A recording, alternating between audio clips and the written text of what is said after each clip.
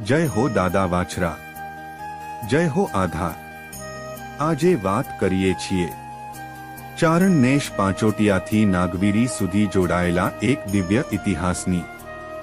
વીર શ્રી ભાથીજી સોલંકી મહારાજ એટલે કે દાદા વાછરા અને ચારણ કુળનો નાતો આદિકાળથી ભક્તિ અને શ્રદ્ધાથી જોડાયેલો છે। પાંચોટિયા ગામની પવિત્ર ધરતી પર ચારણો દ્વારા વાછરા દાદાની પૂજા કરવામાં આવે છે। કહેવાય છે કે પાંચોટિયાના પાદરમાં એક દિવસ વિશ્વપુરી શાખાના એક ચારણને દાદા વાછરા એ સ્વપ્નમાં દર્શન આપ્યા।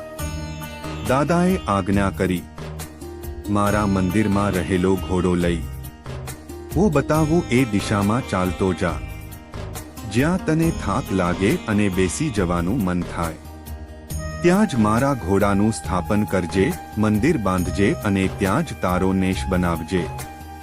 દાદાની આજ્ઞા માની ચારણ વીર ઘોડો લઈને નીકળી પડ્યા અને ચાલતા ચાલતા હાલના નખત્રાણા તાલુકાની ધરતી પર આવેલા આજના નાગવીરી ગામના ટીંબે તેઓ થાકી ગયા। ત્યાં જ ઘોડાનું સ્થાપન થયું અને સ્થાપના થઈ વાછરા દાદાના પવિત્ર મંદિરની। આજે પણ મૂળ પાંચોટિયા ચારણ વિશ્વપુરી પરિવાર દ્વારા લગભગ 7 પેઢીથી દાદાની પૂજા અર્ચનાની પરંપરા અવિરત ચાલી રહી છે।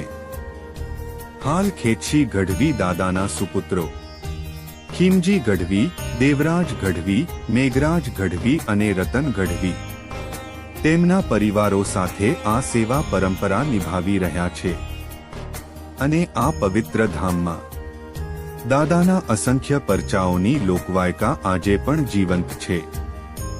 કહેવાય છે કે આરતી સમયે ધૂપ કરતી વખતે આપમેળે જ્યોત જાગૃત થાય છે અને સંધ્યા આરતીની ઝાલર વાગે ત્યારે એક કાળી ચકલી આવીને મંદિરના ધ્વજ પર બેસે છે, જેને લોકમાન્યતા મુજબ આઈ વરુળીના અવતાર તરીકે માનવામાં આવે છે।